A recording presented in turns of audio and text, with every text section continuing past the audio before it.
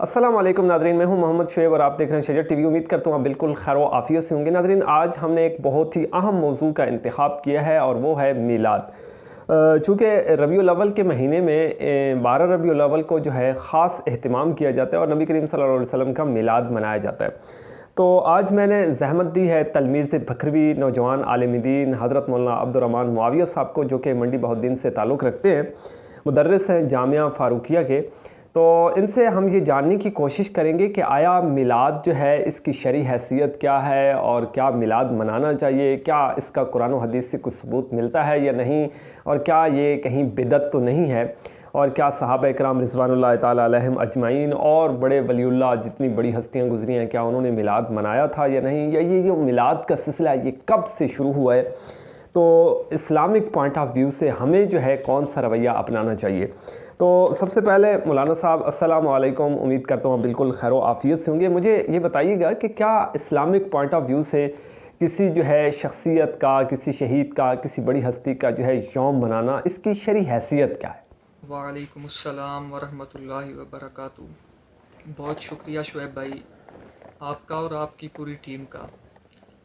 پہلا سوال جو آپ نے کیا وہ انتہائی قیمتی اور انتہائی اہم سوال ہے اور سائل کی ذہانت پر دلالت کر رہا ہے۔ سوال آپ نے یہ کیا کہ کسی بھی شخصیت کی پیدائش کا دن یا کسی شخصیت کی وفات کا دن یا اس کی شہادت کا دن منانے کی شرعی حیثیت کیا ہے۔ تو یاد رکھیں کہ شریعت میں ہمیں حکم ہے شریعت پر عمل کرنے کا، نہ کہ شریعت سازی کرنے کا، نہ شریعت بنانے کا۔ ہمیں شریعت بنانے کا اختیار نہیں ہے۔ شریعت بنانے کا اختیار تو امام الانبیاء صلی اللہ علیہ وسلم اور باقی انبیاء کو بھی نہیں تھا، بلکہ ان کو اللہ تعالیٰ نے یہ منصب دیا تھا کہ اللہ کی بنائی ہوئی شریعت وہ لوگوں تک پہنچائیں۔ تو شریعت میں ہمیں حکم ہے اتباع کا،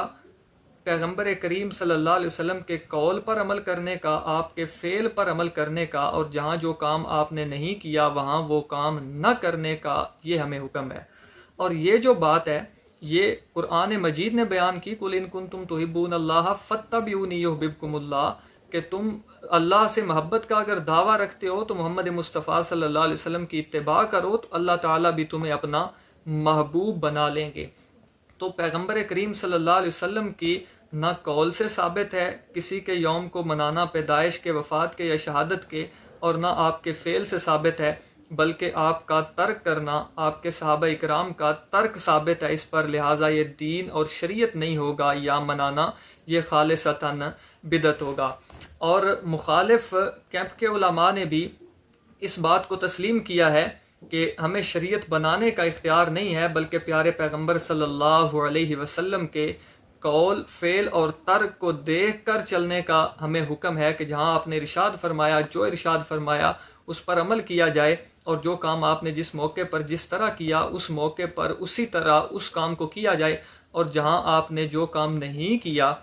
تو وہاں وہ کام نہ کیا جائے، اسی بات کا ہمیں حکم ہے۔ تو یہ مخالف کیمپ کے علماء سے بھی یہی بات ثابت ہے۔ مقالات کرم شاہ، پیر کرم شاہ الازہری کے مقالات کو اکٹھا کیا گیا، ان کے اندر پیر کرم شاہ نے یہ بات لکھی کہ متابعت جو ہے وہ کبھی کسی کے قول کی ہوتی ہے، کبھی کسی کے فعل کی ہوتی ہے، اور کبھی ترک کی ہوتی ہے۔ یعنی اتباع جو ہے وہ کبھی تو کسی کے قول جو وہ کہے اس میں ہوتی ہے،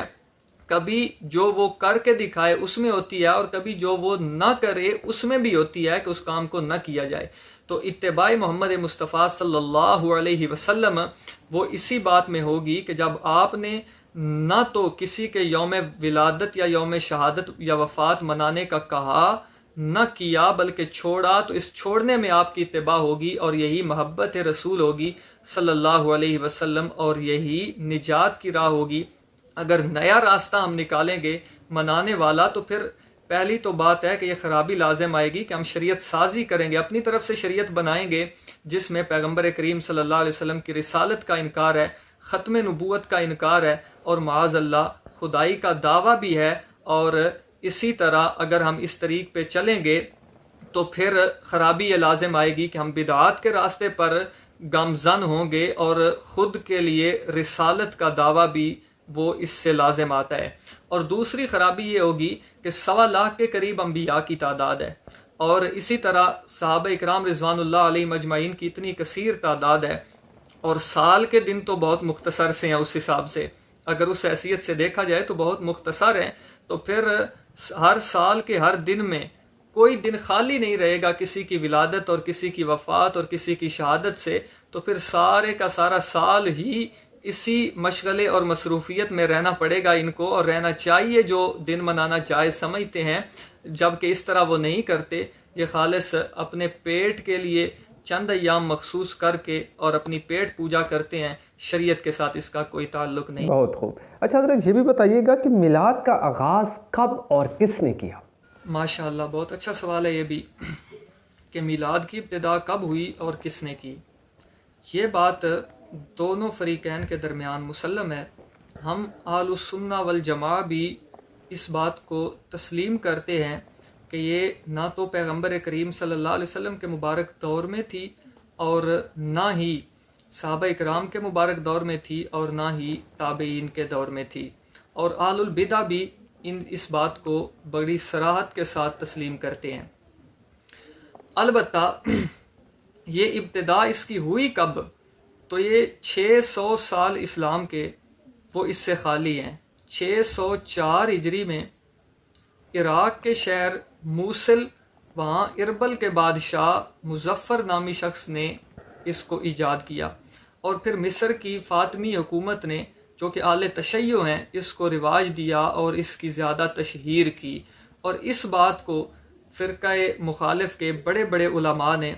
بڑے اقرار اور وضاحت کے ساتھ تسلیم کیا ہے، جیسا کہ تبیان القرآن ہے غلام رسول سعیدی کی، اس کے اندر صراحت کے ساتھ اس نے سورہ مائدہ میں یہ بات لکھی ہے کہ یہ 604 ہجری کے اندر اس کی ابتدا ہوئی۔ اسی طرح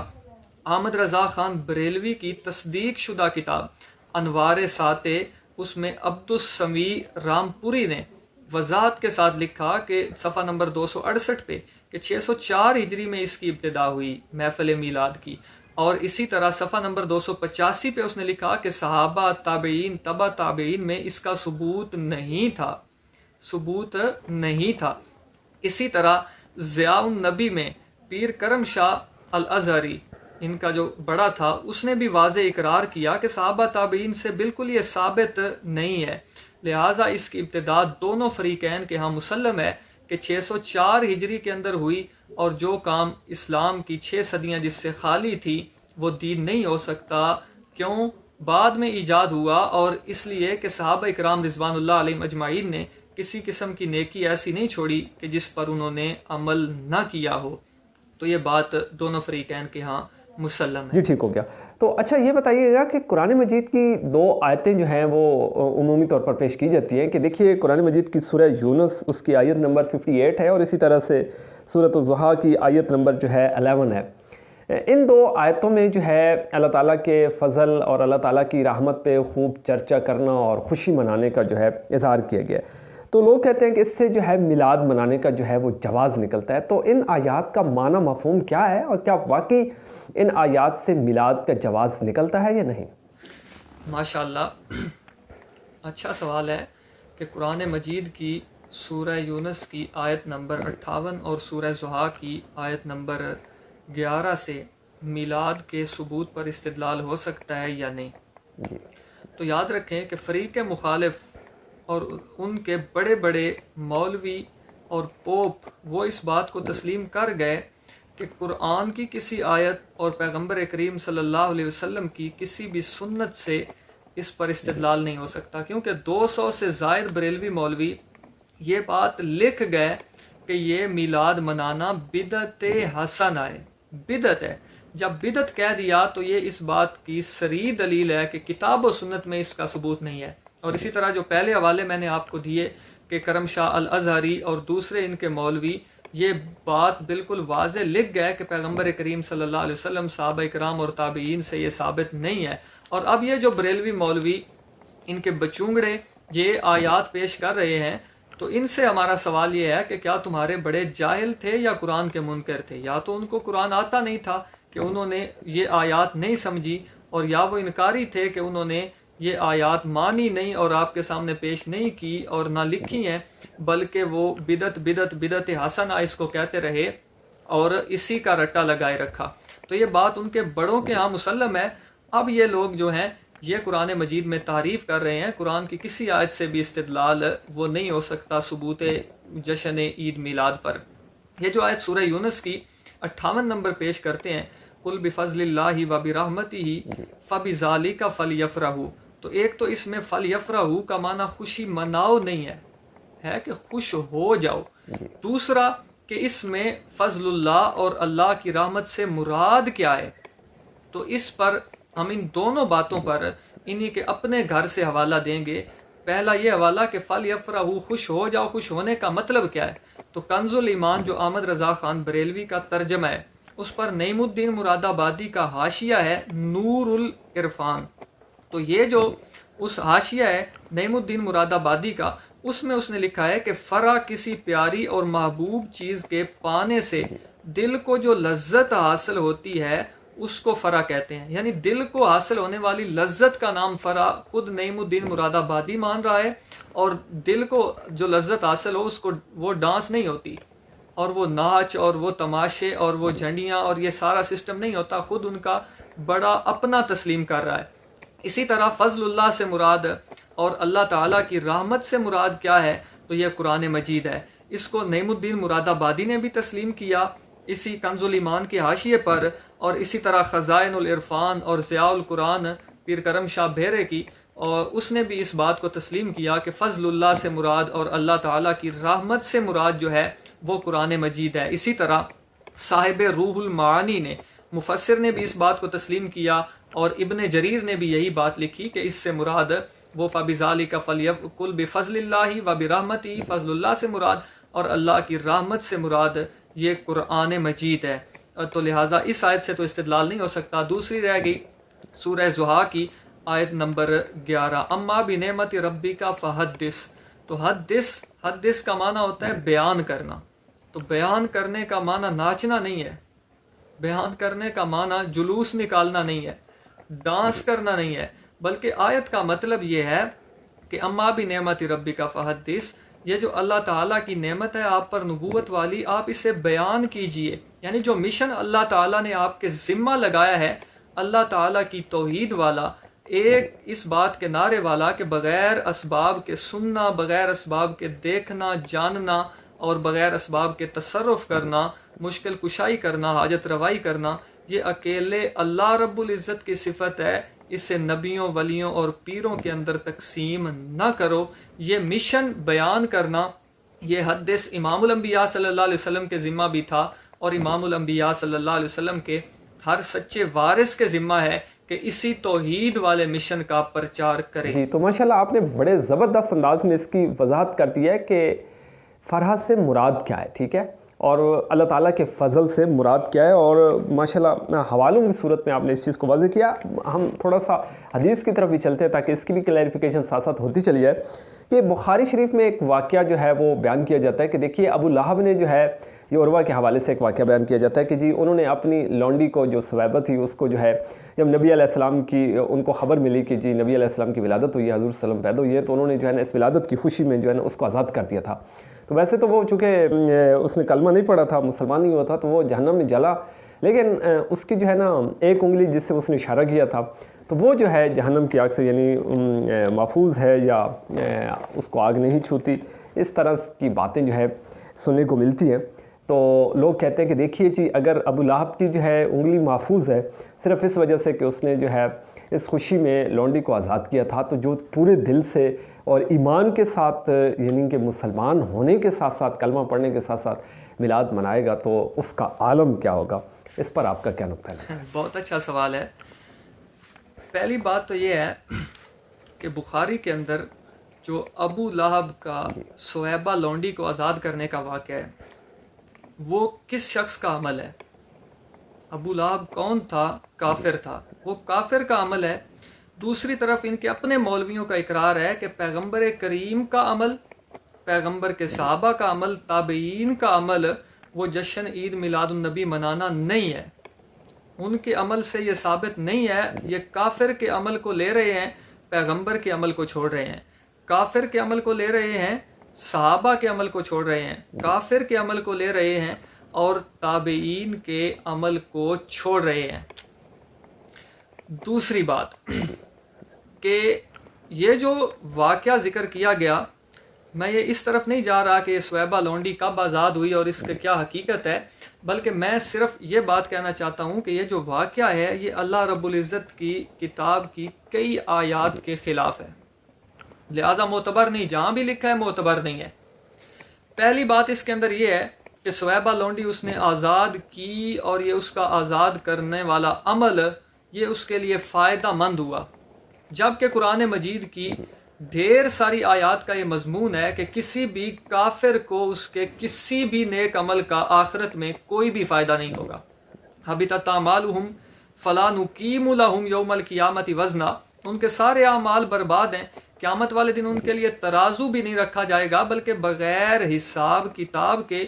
جہنم میں ڈالے جائیں گے۔ اسی طرح وَقَدِمْنَا إِلَىٰ مَا عَمِلُوا مِنْ عَمَلٍ فَجَعَلْنَاهُ هَبَاءً مَنْثُورًا، اور پھر خاص ابو لہب کے متعلق ہے، ما اغنا عنہ مالہ وما کسب،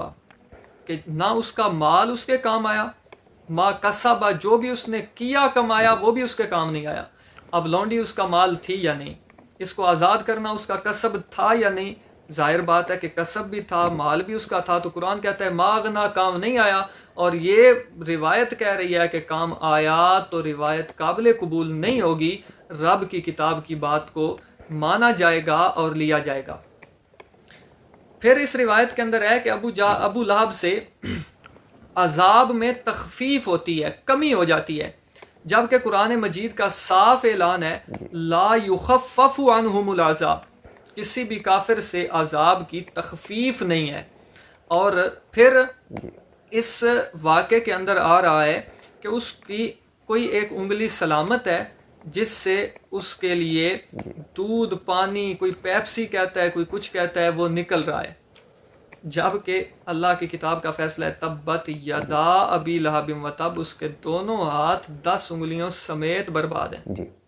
اچھا، ہم نے دیکھا کہ 12 ربیع الاول کو حضور نبی کریم صلی اللہ علیہ وسلم کی ولادت کی خوشی میں جو ہے جلوس نکالے جاتے ہیں، چراغاں کیا جاتا ہے اور دیگر تقریبات کا بھی اہتمام کیا جاتا ہے، اس کا کیا حکم ہے؟ بہت اچھا سوال ہے کہ آپ کی ولادت کی خوشی میں جلوس، چراغاں اور دیگر تقریبات، تو یاد رکھیں جو عمل پیارے پیغمبر صلی اللہ علیہ وسلم کے طریق اور صحابہ کرام رضوان اللہ علیہ مجمعین سے ثابت نہ ہو وہ دین نہیں ہو سکتا، وہ خالص بدعت ہے۔ اور پھر اس میں آگے عموم ہے، چاہے کوئی بریلوی کرے تب بھی بدعت ہے، کوئی رافضی کرے تب بھی بدعت ہے، کوئی دیوبندی کرے، بناسپتی دیوبندی یعنی للڑ کرے تب بھی بدعت ہوگا، اور کوئی نام نہاد اشاعتی کرے ایسی تقریبات اور مجالس تو وہ بھی خالصتاً بدعت ہی ہوں گی۔ جی بہت شکریہ مولانا عبد الرحمن معاویہ صاحب، آپ نے بڑے خوبصورت انداز میں قرآن و سنت کی روشنی میں اس مسئلہ کو واضح کیا ہے، بڑے آسان انداز میں سمجھایا ہے۔ ہم دعا گو ہیں کہ اللہ تعالی ہمیں صراط مستقیم پر چلنے کی توفیق عطا فرمائے اور بدعات اور خرافات سے ہمیں اللہ تعالی محفوظ رکھے، اپنی حفظ و امان میں رکھے۔ اسی کے ساتھ ہمارا آج کا یہ خوبصورت پروگرام اپنے اختتام کو پہنچا۔ مجھے اور تلمیذ بکروی حضرت مولانا عبد الرحمن معاویہ صاحب کو اجازت دیجیے گا، دعا میں یاد رکھیے گا، دیکھتے رہیے گا شجر ٹی وی۔ اللہ نگہبان۔